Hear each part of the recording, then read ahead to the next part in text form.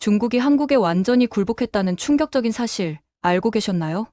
최근 중화권 소셜미디어 플랫폼에서 벌어지고 있는 현상을 보면 우리는 21세기 동아시아 문명의 판도가 어떻게 변화하고 있는지 명확하게 파악할 수 있습니다. 14억 인구를 자랑하는 거대한 중국이 불과 5천만 명의 작은 반도, 국가인 대한민국을 향해 전례 없는 동경과 열망을 쏟아내고 있는 것이죠. 이는 단순한 유학 트렌드를 넘어선 문명사적 대전환의 신호탄이라고 볼 수 있습니다. 중국 내수용 틱톡 플랫폼에서 한국 관련 콘텐츠의 급속한 확산은 우연이 아닙니다. 이는 중국 젊은 세대들이 자국의 체계적 한계를 인식하고 보다 선진화된 한국 사회로의 이주를 통해 인생의 질적 전환을 추구하고 있다는 명백한 증거입니다. 한국의 대학 학식 시스템, 아르바이트 문화, 최저임금 제도 등 우리에게는 당연한 일상이 그들에게는 꿈속의 이상형으로 비춰지고 있는 현실이죠. 특히 주목할 점은 중국 네티즌들이 보이는 질문의 수준입니다. 한국어를 전혀 모르는 상태에서도 한국 유학이 가능한가? 평범한 중산층 가정에서도 한국 유학을 감당할 수 있는가? 같은 질문들은 한국 사회에 대한 그들의 간절한 동경을 여실히 드러내고 있습니다. 이는 마치 19세기 말 동양인들이 서구 문명에 대해 품었던 동경과 유사한 양상을 보여줍니다. 중국의 대표적 지식인 플랫폼인 즈우에서 발표된 분석 보고서를 살펴보면 중국 유학생들이 바라보는 한국의 장점들이 얼마나 체계적이고 구체적인지 알 수 있습니다. 그들이 첫 번째로 꼽은 지리적 접근성은 단순한 물리적 거리를 넘어선 문명적 친화성을 의미합니다.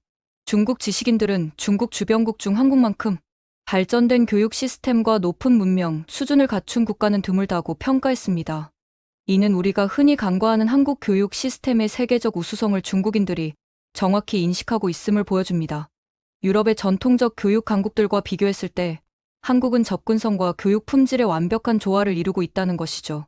더욱 흥미로운 것은 중국 유학생들이 분석한 한국 유학의 심리적 장점입니다.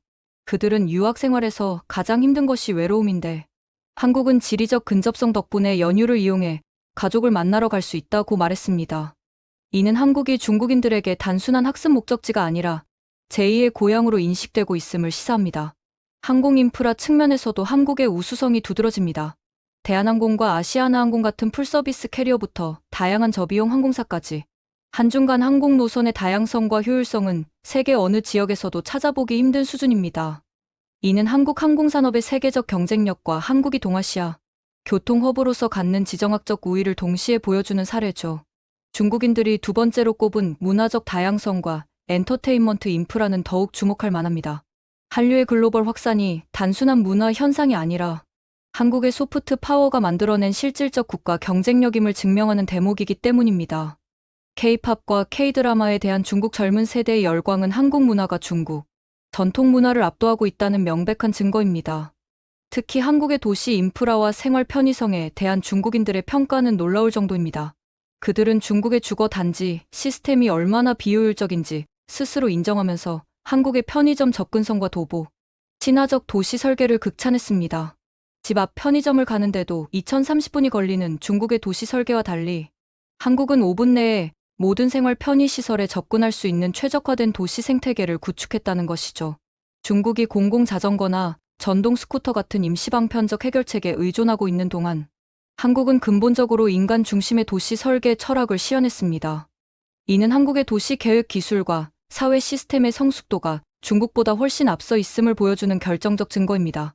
하지만 이런 한국의 압도적 우수성 앞에서 중국인들이 느끼는 심리적 위축감도 무시할 수 없습니다. 그들이 가장 두려워하는 차별 문제는 사실 한국인들의 정당한 반응이라고 봐야 합니다.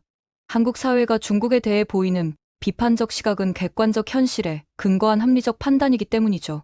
실제로 중국 유학생들이 한국에서 벌이는 각종 불법 행위들을 살펴보면 한국인들의 우려가 얼마나 정당한지 알 수 있습니다. 올해 4월 발생한 보이스피싱 연루 사건은 빙산의 일각에 불과합니다.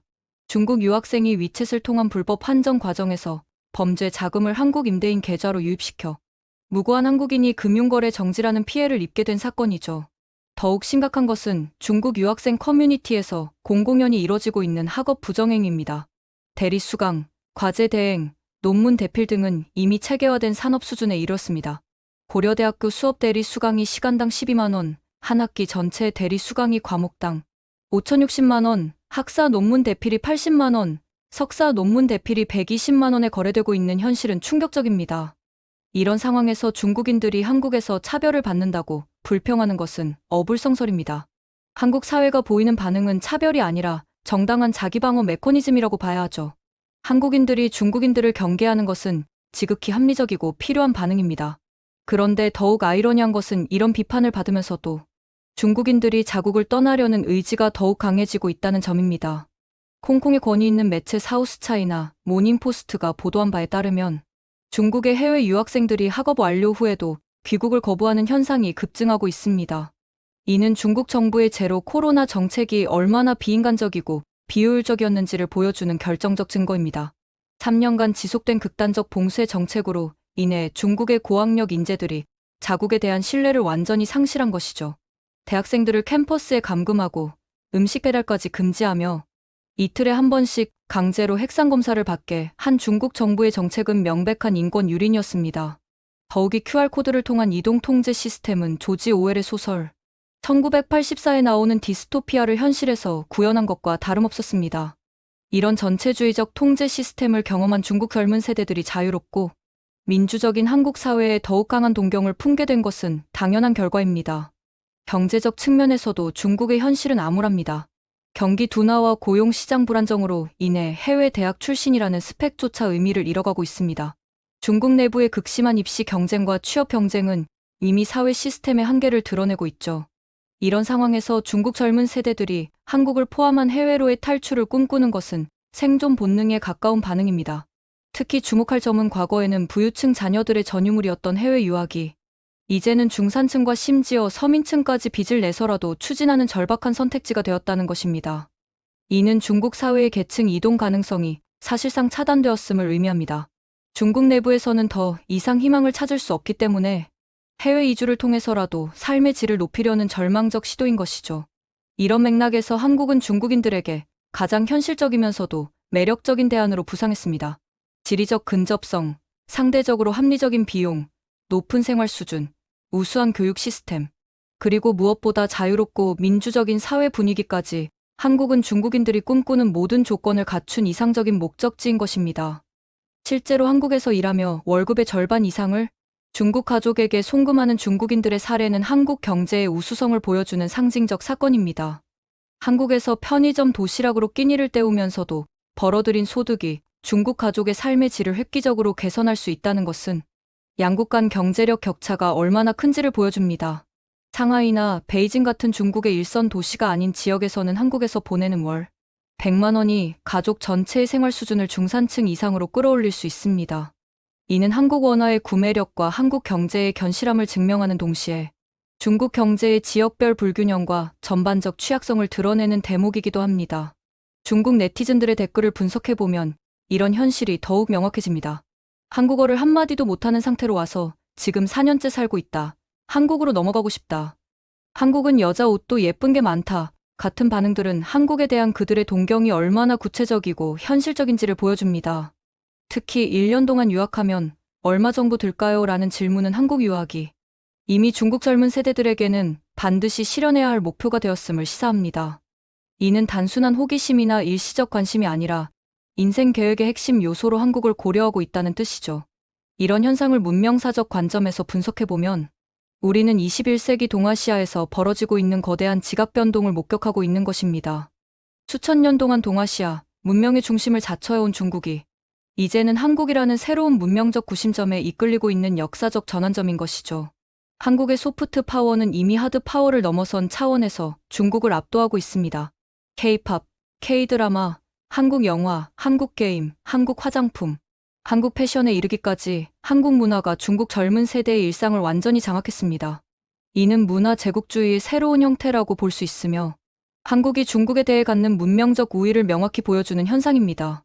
더욱 중요한 것은 이런 문화적 영향력이 실질적인 경제적, 정치적 영향력으로 전환되고 있다는 점입니다. 중국의 고학력 인재들이 한국으로 몰려오는 현상은 21세기 버전의 두뇌 유출이라고 볼 수 있습니다. 이는 장기적으로 중국의 국가 경쟁력을 약화시키고 한국의 인적 자원을 풍부하게 만드는 이중 효과를 가져올 것입니다. 한국의 교육 시스템이 중국 인재들을 흡수하고 한국화시키는 과정은 단순한 국제 교육 교류를 넘어선 문명적 동화 과정이라고 봐야 합니다. 중국에서 태어나고 자란 젊은이들이 한국의 가치관과 생활 방식을 체득하고 최종적으로는 한국 사회의 일원이 되어가는 과정은 한국 문명의 확장성과 포용력을 동시에 보여주는 사례입니다. 이런 맥락에서 볼 때 중국인들의 한국 유학 열풍은 단순한 교육 트렌드가 아니라 동아시아 지역 패권의 이동을 알리는 신호탄입니다. 중국이 아무리 경제 대국을 자처하고 군사력을 과시해도 정작 자국민들은 한국이라는 작은 나라에 더 큰 매력을 느끼고 있는 현실은 소프트 파워의 중요성을 웅변하고 있습니다. 한국은 이런 상황을 전략적으로 활용해야 합니다.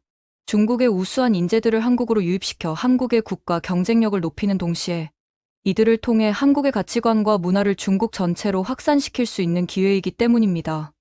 이는 군사력이나 경제력으로는 달성할 수 없는 부드러운 영향력 확장의 기회입니다. 또한 중국 유학생들이 한국에서 경험하는 자유롭고 창의적인 교육 환경, 공정하고 투명한 사회 시스템, 개방적이고 다원적인 문화 분위기는 그들을 한국의 문화적 전도사로 만들 것입니다. 이들이 중국으로 돌아가거나 다른 국가로 이주하더라도 한국에서 체득한 가치관과 경험은 한국의 소프트 파워를 전 세계로 확산시키는 역할을 할 것입니다. 물론 이 과정에서 한국 사회가 경계해야 할 부분들도 있습니다. 앞서 언급한 학업 부정행위나 불법 금융거래 같은 문제들은 반드시 엄격하게 관리되어야 합니다. 하지만 이런 일부의 문제들이 전체적인 기회를 가리게 해서는 안 됩니다. 오히려 한국의 엄격하고 공정한 시스템을 통해 이런 문제들을 바로잡아 나가는 것 자체가 한국 사회의 우수성을 보여주는 기회가 될 수 있습니다. 결론적으로 중국인들의 한국 유학 열풍은 한국이 동아시아의 새로운 문명적 구심점으로 부상하고 있음을 보여주는 명확한 증거입니다. 14억 중국인들이 5천만 한국인들이 만들어낸 사회 시스템과 문화적 성취에 열광하고 있는 현실은 국가의 크기가 아니라 질적 수준이 21세기 국가 경쟁력의 핵심임을 증명하고 있습니다. 한국은 이제 더 이상 중국의 변방이 아닙니다. 오히려 중국인들이 꿈꾸는 이상향이자 그들이 도달하고 싶어하는 문명의 정점인 것입니다.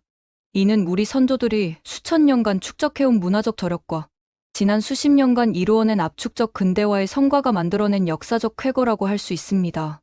앞으로도 이런 트렌드는 더욱 가속화될 것입니다. 중국 내부의 구조적 문제들이 해결되지 않는 한 중국의 젊은 인재들은 계속해서 한국을 향한 탈출을 꿈꿀 것이고 한국은 그들에게 기회의 땅이자 꿈의 목적지로 남을 것입니다.